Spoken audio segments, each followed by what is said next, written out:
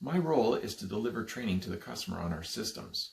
While we're unable to deliver training face-to-face at the moment, we were able to quickly adapt and conduct the training virtually. Despite the current situation, we are continuing to update maintenance manuals and course material for our systems based on customer feedback. Manuals continue to be updated and published at this time so we can meet our customer commitments. Société de Transport de Montréal, or STM, was interested in maintaining a planned training schedule, allowing efficient use of its team's time.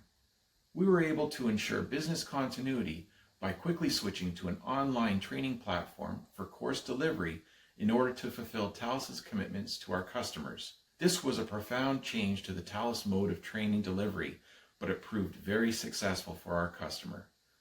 We delivered a virtual maintenance course to the STM in Montreal for the equipment we are installing at several stations on their metro. This training was delivered virtually. However, on-site, hands-on training will be performed once the crisis has passed.